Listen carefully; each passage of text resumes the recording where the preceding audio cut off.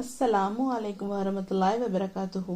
இன்னைக்கு நம்ம இந்த வீடியோவில் பார்க்க போகிறது அனைத்தையும் இழந்த நபி யார் என்று பார்க்கலாம் வாங்கள்.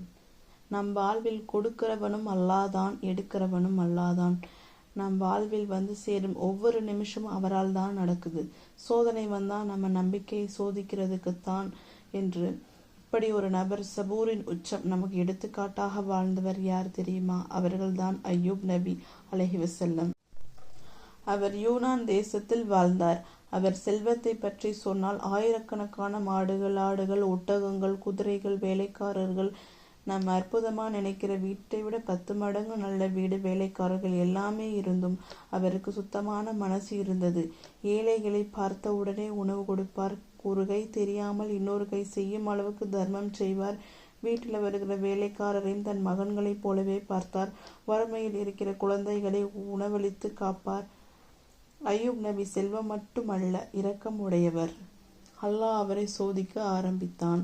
ஒரு நாள் திடீரென மேகமில்லாமல் வானம் இருண்டன, சூரியன் மறைந்தது, பசுக்கள் இறக்க ஆரம்பிச்சது, நிலங்கள் உலர ஆரம்பிச்சது. வேலைக்காரர்கள் ஒருவர் பின் ஒருவராக அளப்பட்ட முகத்துடன் ஓடி வந்தார்கள். ஒரு நாள் எல்லாம் போயிடுச்சு, செல்வம் நொடியில் இல்லாததாயிருச்சு. ஆனா அவர் வாயிலிருந்து ஒரு குறை கூட சொல்லவில்லை. அல்லாவே நீ கொடுத்தாய், நீ எடுத்தாய், இதைத்தான் சொன்னார். ஒரு நாள் அவர்கள் குழந்தைகள் எல்லாம் வீட்டில் ஒன்றாக அமர்ந்திருக்கும் சமயம் அந்த வீடு இடிந்து விழுந்தன. ஒரே நேரத்தில் குழந்தைகள் எல்லாம் மரணம். என்ன கண்ணீரோ என்ன வெளியோ. அவர் கண்களில் கண்ணீர் இருந்தாலும் இதயத்தை குறை சொல்லவே இல்லை. அல்லாஹ் எனக்கு கொடுத்தான் என்று அவன் திரும்ப அழைத்து கொண்டான். இப்படி ஒரு மனதை எப்படி சொல்ல முடியும்? மனைவியும் வருத்தத்தில் தான் இருந்தார். ஆனால் துன்பத்தில் கூட ஒருவருக்கொருவர் விட்டுவிடவில்லை. அய்யூப் நபி உடல் நிலையானது மெதுவாக சீர்கட ஆரம்பித்தது. முதலில் கைவலி, பிறகு தோல் உரிவு, பிறகு முழு உடல் வீக்கம். பிறகே தெரிந்தது இது சாதாரணமல்ல, சோதனை இப்போதுதான் ஆரம்பம். ஊர் மக்கள் சொன்னார்கள், அவர்கள் பாவத்து தான் இப்படி சீரழிகிறார்கள் என்று. ஒருவர் பின் ஒருவர் அவரை தவிர்த்தார்கள். இறுதியாக ஊரில் யாரும் அவரை அனுமதிக்கவில்லை. ஊருக்கு வெளியே ஓர் இடத்துக்கு அனுப்பப்பட்டார். மனைவி மட்டும் ஒருபோதும் விலகவில்லை. வேலைக்கு போய் சாப்பாடு வாங்கி கொண்டு வருவாள். கணவருக்கு உணவளித்து தூங்க வைக்கும் அளவுக்கு அந்த காதலி இஸ்லாத்தின் உண்மையான மனைவி பண்பு. ஒரு நாள் அந்த துன்பம் எல்லாம் உடலில் வலிக்கும் வைக்கும் நேரம். அந்த நேரம் மனசு ஒரு நொடி கூட குறை சொல்லவில்லை.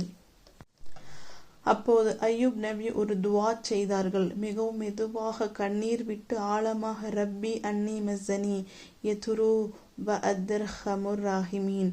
அல்லாவே, துன்பம் என்னை தாக்கியுள்ளது, நீயே மிக இரக்கமுடையவன்.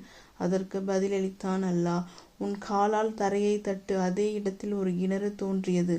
அந்த நீர் ஜன்னத்துள் இருந்து வந்தது போல் தூய்மையானது. அந்த நீரில் அவர் குளித்ததும் உடல் முழுக்க சுகமடைந்தது. தோல் மென்மையானது, இளமை திரும்பியது, நோயெல்லாம் போனது. 18 வருடங்களுக்கு பின்பு அந்த நேரத்தில்தான் அவர் முதல் முறையாக சிரித்தார். அவர் மனைவி அவரை பார்த்ததும் சந்தோஷம் அடைந்தார்கள். பிறகு அதே நேரத்தில் அவர்களது பிள்ளைகள் எல்லாம் திரும்பி வந்தார்கள். அவர்களை பார்த்ததும் நபி அவர்களின் கண்களில் ஆனந்த கண்ணீர் வந்தது.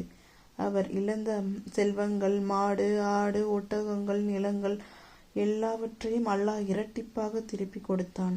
ஒவ்வொரு நாளும் வானத்தில் பொன்னாக மழை பெய்தது. அய்யூப் நபி நமக்கு சொன்ன செய்தி என்னவென்றால், பொறுமை என்பது இறைவனிடம் கொண்ட ஆழ்ந்த நம்பிக்கையின் அடையாளம். நாம் எல்லாவற்றையும் இழந்தாலும் நம் ஈமானை மட்டும் இழக்காவிட்டால் அல்லாஹ் நம்மை கைவிட மாட்டான். அஸ்ஸலாமு அலைக்கும் வரமத்துல்லாஹி வபரகாத்துஹு. இந்த கதை உங்களுக்கு பிடிச்சிருந்தா லைக் பண்ணுங்க, சப்ஸ்கிரைப் பண்ணுங்க.